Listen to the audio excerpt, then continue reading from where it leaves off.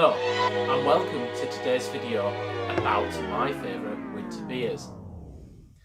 My name's Nick Smith. I am the Chief Beer Educator here at the Fellowship of Beer, and I also happen to be the head brewer and co-founder of Steam Machine Brewing Company. So full disclosure before we crack open tonight's beer, which is a Steam Machine Brewing Company Imperial Honeycomb Stout, clocking in there at 10%. I love Imperial Stouts. Who doesn't? They're the perfect beer to have in winter.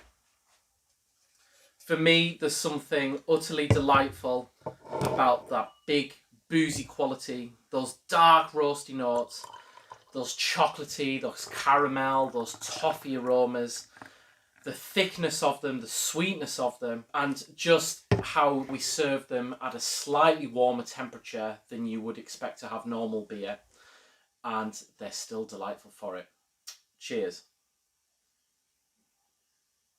All those smells there, all those wonderful aromas.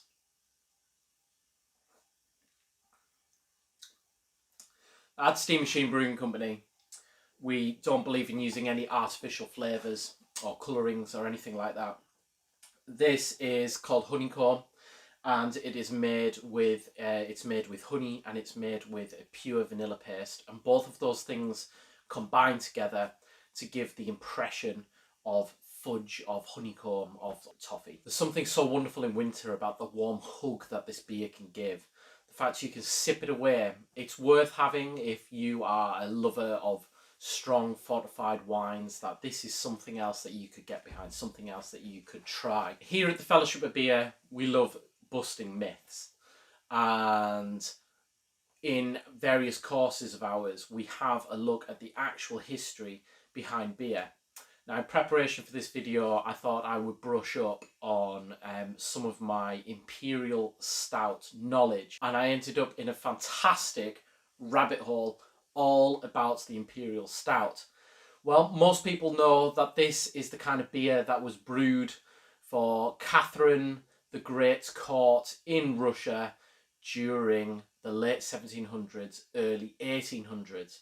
Although the truth that may not be as crystal clear as you think. The rabbit hole I ended up in particular was a highly wordy debate between the beer historians Martin Cornell, Ron Pattinson, for who we love and we use a lot of their resources, and a Russian beer blogger, Yuri. I don't have the rest of his name, I've forgotten it. I'll have to fact check it and link it later. Who has a fantastic blog in Russian, beerculture.ru. The debate in particular was whether or not this strong style of beer, this strong stout or strong porter as it would have been known in the 1800s, was actually brewed specifically for her court, or whether it was just something that was in vogue. Apparently the evidence of Catherine the Great loving London stout so much, but she wanted it stronger because the Russians like things strong. Look at their vodka. That was what was up for debate. What's not up for debate is that Imperial Stouts and lots of Anglophilia was going on during that time in Russia, especially as we get to later in the 1800s. London and England was in vogue in Russia despite ups and downs with a couple of wars. What's a couple of wars between friends? This style of beer, strong stouts, was being served by middle and upper classes and was frequently at parties and tables.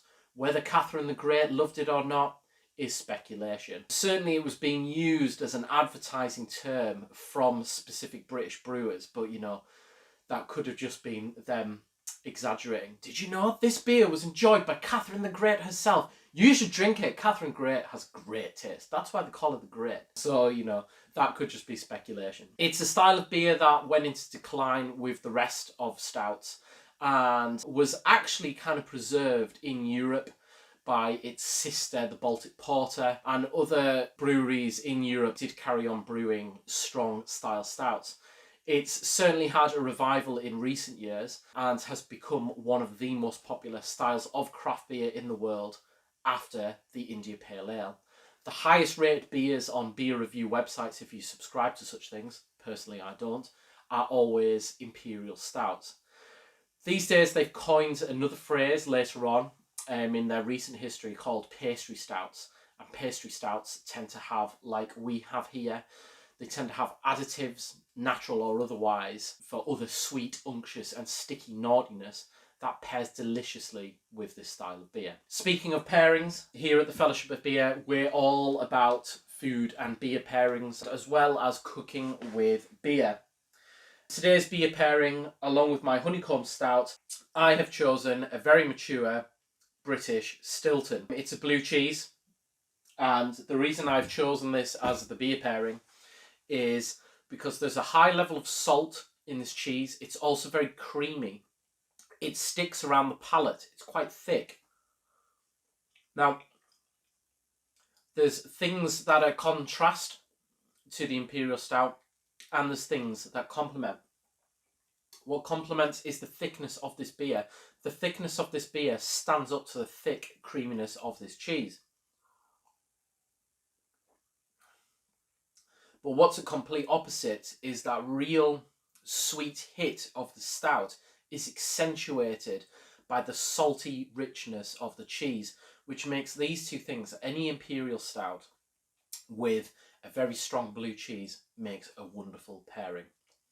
As for cooking, Imperial Stouts can be used all over the shop. We've made extremely popular barbecue sauces with it. We've used them as unctuous marinades. We've used them in puddings. We've used this honeycomb in the brewer's pantry kitchen to make honeycomb. You can use Imperial Stouts all over. If you have any of your favourite recipes, we'd love to hear them. Or if you have great beer pairings and food pairings that match what we're talking about, we'd love to hear them as well. Join us tomorrow as we take a look at another beer style and we talk about some interesting pairings for that as well. Imperial Stouts, my perfect drink for winter. If you'd like to learn more about the history of beers, the taste of beers, why we taste beers the way we do, food pairings, cooking with beer, then subscribe to this channel and also check out our courses at thefellowshipofbeer.org. We have a growing number of courses, and in the new year we have a number of free courses as well, especially in-depth looking at food and beer pairings. Hope to see you there. Many thanks. Cheers.